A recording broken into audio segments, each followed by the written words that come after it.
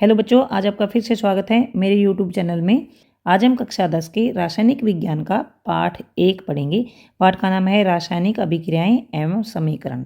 देखिए, जैसे कि पाठ का नाम है रासायनिक अभिक्रियाएं एवं समीकरण, तो इस पाठ में हम रासायनिक अभिक्रियाओं के बारे में पढ़ेंगे और रासायनिक अभिक्रियाओं के समीकरण कैसे बनाए जाते हैं वो सब हम इस पाठ में पढ़ेंगे। तो रासायनिक अभिक्रियाएं पढ़ने से पहले हम रासायनिक परिवर्तनों के बारे में पढ़ेंगे कि रासायनिक परिवर्तन क्या होते हैं। तो हमने पहले छोटी कक्षा में पढ़ा था कि परिवर्तन दो तरह के होते हैं। किसी भी पदार्थ में जब परिवर्तन होते हैं तो दो तरह के परिवर्तन होते हैं। एक होता है भौतिक परिवर्तन और दूसरा होता है रासायनिक परिवर्तन। तो हम अपने दैनिक जीवन में बहुत सारे रासायनिक परिवर्तन देखते हैं। जैसे कि हम कई बार दूध को खुला छोड़ देते हैं गर्मियों में, तो दूध खराब हो जाता है और खराब होने पर कुछ नया ही पदार्थ बन जाता है। और लोहे की वस्तु जैसे कि लोहे का तवा, तसला या फिर कील को अगर नमी में छोड़ दे वायुमंडल में खुला तो उस पर जंग लग जाती है और अंगूर जो होता है वो सड़ जाता है। इस प्रक्रिया को किण्वन बोला जाता है। उसका फर्मेंटेशन होता है, किण्वन होता है और इससे शराब बन जाती है।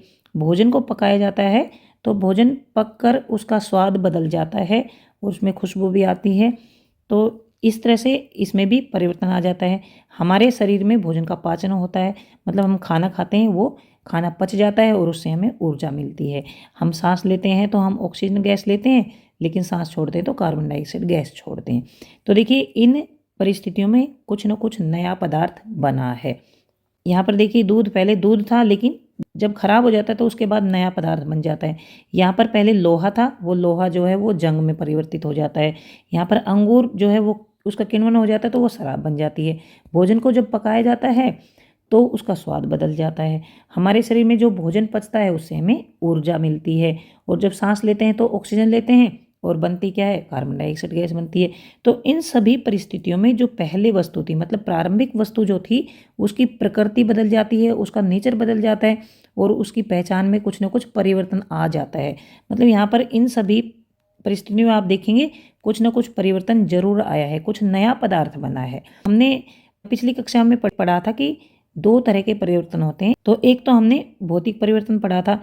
भौतिक परिवर्तन में जो कोई भी पदार्थ होता है उसके भौतिक गुण बदलते हैं और रासायनिक परिवर्तन में जो पदार्थ होता है वो बिल्कुल ही बदल जाता है, मतलब नया पदार्थ बन जाता है। तो पहले हम भौतिक परिवर्तन और रासायनिक परिवर्तन में अंतर समझेंगे।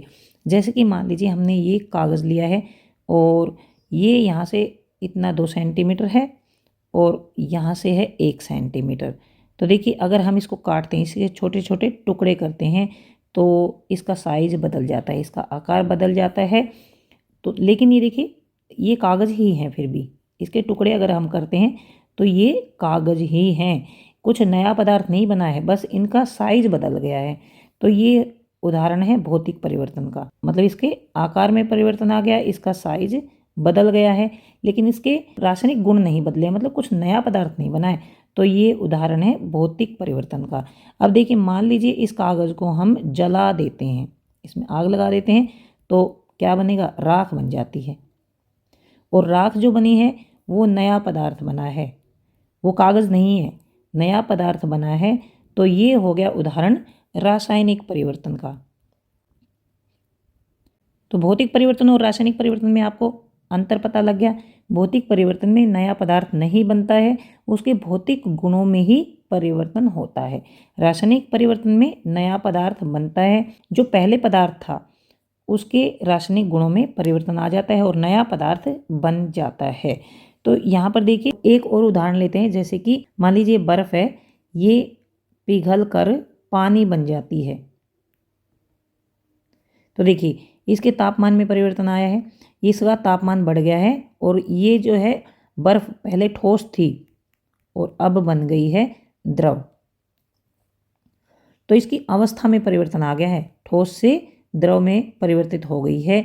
लेकिन जब पानी को दोबारा से फ्रीज में रखा जाएगा तो दोबारा से वो बर्फ़ बन जाएगी। तो ये हो गया भौतिक परिवर्तन का उदाहरण कि पहले जो पदार्थ था वो बदल गया और फिर से दोबारा से वो पहले जैसा बन गया। तो ऐसा भौतिक परिवर्तन में होता है, लेकिन रासायनिक परिवर्तन में ऐसा नहीं होता है। पहले जो पदार्थ जैसा था और उसमें रासायनिक परिवर्तन आ गया तो वह पदार्थ दोबारा से पहले जैसा नहीं हो सकता। ये होता है रासायनिक परिवर्तन में। भौतिक परिवर्तन में पहले जैसा हो जाता है ज़्यादातर में, और रासायनिक परिवर्तन में बिल्कुल भी पहले जैसा पदार्थ वापस नहीं बन सकता। तो ये आप कह सकते हैं कि जो भौतिक परिवर्तन होते हैं वो उत्क्रमणीय होते हैं, और ये रासायनिक परिवर्तन होते हैं ये उत्क्रमणीय नहीं होते हैं। तो यहाँ पर आपको समझ आ गया होगा कि भौतिक परिवर्तन और रासायनिक परिवर्तनों में क्या अंतर होता है।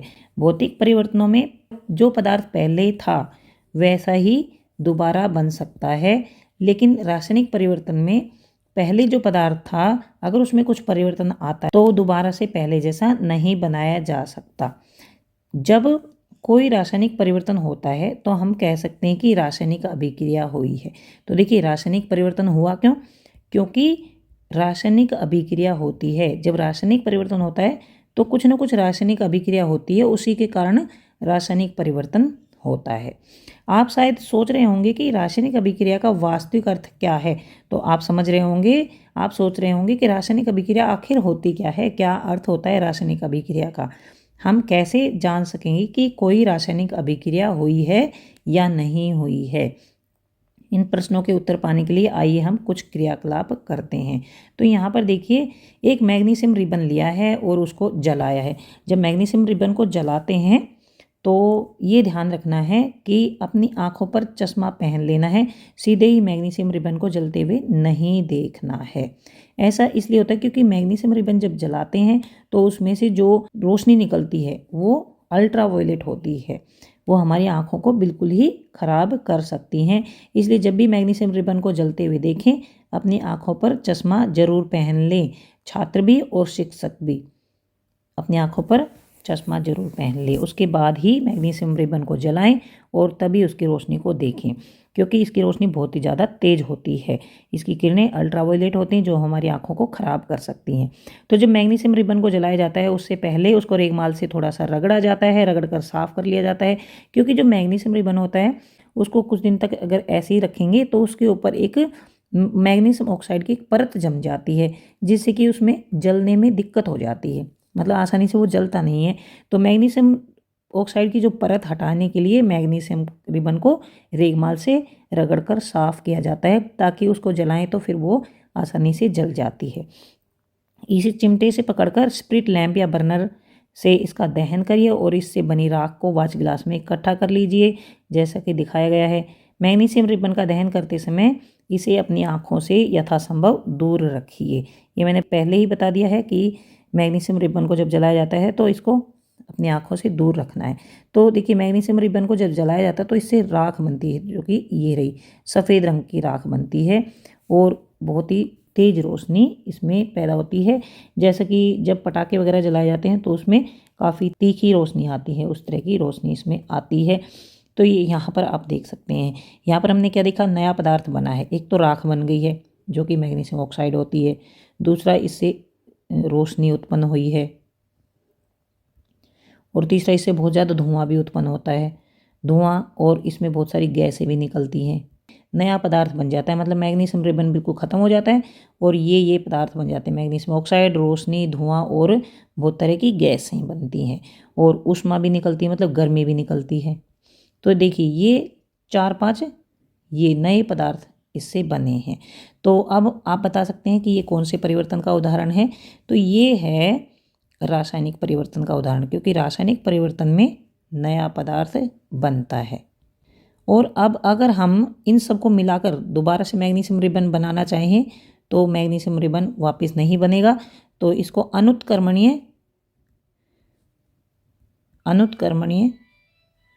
परिवर्तन कहेंगे, या उत्क्रमणीय नहीं कहा जा सकता, अनुत्क्रमणीय परिवर्तन होगा। रासायनिक परिवर्तन जो होते हैं वो अनुत्क्रमणीय परिवर्तन होते हैं। आपने देखा होगा कि चमकदार श्वेत लोह के साथ मैग्नीशियम रिबन का दहन होता है। चमकदार सफ़ेद लोह इसके साथ निकलती है मैग्नीशियम रिबन को जब जलाया जाता है, और यह सफ़ेद चूर्ण में परिवर्तित हो जाता है। यह मैग्नीशियम ऑक्साइड का चूर्ण होता है। तो जो ये मैग्नीशियम ऑक्साइड का चूर्ण बना था ये कैसे बना? ये बना है जब मैग्नीशियम और वायु में उपस्थित ऑक्सीजन के बीच में अभिक्रिया हुई है तब ये चूर्ण बना है, तब इसमें से लाइट निकली है और तब इसमें से गैसेज निकली हैं, तब इसमें से धुआं निकला है। मतलब जो ये अभिक्रिया हुई है उसके कारण, जो ये ऑक्सीजन और मैग्नीशियम के बीच में अभिक्रिया हुई है उसके कारण यह रासायनिक परिवर्तन हुआ है। तो इसका मतलब क्या है कि ऑक्सीजन और मैग्नीशियम के बीच में रासायनिक अभिक्रिया हुई है। मतलब यहाँ पर रासायनिक अभिक्रिया हुई है, उसके कारण रासायनिक परिवर्तन हुए हैं। अब आते हैं क्रियाकलाप 1.2 पर। इस क्रियाकलाप में एक प्रकनली में लेड नाइट्रेट का घोल लेना है और दूसरे में पोटासियम आयोडाइड का घोल लेना है। आपने क्या प्रेक्षण किया? देखिए, जो लेड नाइट्रेट होता है वो भी ट्रांसपेरेंट होता है, मतलब कलरलेस होता है, रंगहीन होता है, इसमें भी कोई रंग नहीं होता है, ये रंगहीन होता है। और जो पोटासियम आयोडाइड होता है वो भी रंगहीन होता है, इसमें भी कोई भी रंग नहीं होता है। लेकिन जब इनको मिक्स किया जाता है, जब इनको मिलाया जाता है तो पीले रंग का लेड आयोडाइड बनता है, पीले रंग का लेड आयोडाइड बनता है, ये बनता है लेड आयोडाइड। तो यहाँ पर आपने क्या देखा है कि जब लेड नाइट्रेट और पोटेशियम आयोडाइड के बीच में रासायनिक अभिक्रिया हुई है तो नया पदार्थ लेड आयोडाइड बनता है। इसका रंग ही बदल जाता है, इसका रंग बदल जाता है और पीला रंग बन जाता है। यहाँ पर क्रियाकलाप 1.3 में हम देखेंगे, एक शंकु आकार फ्लास्क में या परखनली में कुछ जिंक के दाने लेंगे। यहाँ पर ये देखिए, ये जिंक लिया है, दानेदार जस्ता, जस्ते को जिंक बोला जाता है और जिंक को हिंदी में जस्ता बोला जाता है। इसमें तनु हाइड्रोक्लोरिक अम्ल या सल्फ्यूरिक अम्ल मिलाया जाता है। इसमें तनु सल्फ्यूरिक अम्ल या फिर हाइड्रोक्लोरिक अम्ल अगर डालते हैं तो हाइड्रोजन गैस निकलती है। और जब इस फ्लास्क को हम टच करके देखते हैं तो ये गर्म होता है, इसका मतलब इसके साथ ऊष्मा भी निकलती है। जब जिंक में सल्फ्यूरिक अम्ल डाला जाता है तो ऊष्मा भी निकलती है और हाइड्रोजन गैस भी निकलती है। क्या जस्ते के दाने के आसपास कुछ होता हुआ दिखाई देता है? और देखिए यहाँ पर जो ये जिंक के दाने हैं, यहाँ ये जिंक के छोटे छोटे दाने हैं, यहाँ पर हमें छोटे छोटे बुलबुले भी निकलते हुए दिखाई देंगे। ये बुलबुले किसके हैं? हाइड्रोजन गैस के बुलबुले हैं। हाइड्रोजन गैस जब इस पानी में से ऊपर आती है तो हमें बुलबुले निकलते हुए दिखाई देते हैं। तो हमें ये दो परिवर्तन दिखाई देते हैं, एक तो हाइड्रोजन गैस के बुलबुले बनते हुए दिखाई देते हैं और जब हम इसको छूते हैं इस फ्लास्क को तो हमें ये गर्म लगता है, यानी इसमें ऊष्मा भी निकली है जब इन दोनों में अभिक्रिया हुई है।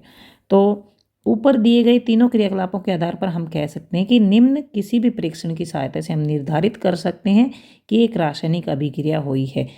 तो हम ये कब कह सकते हैं कि रासायनिक अभिक्रिया हुई है? जब किसी भी पदार्थ की अवस्था में परिवर्तन हो तो हम कह सकते हैं कि रासायनिक अभिक्रिया हुई है।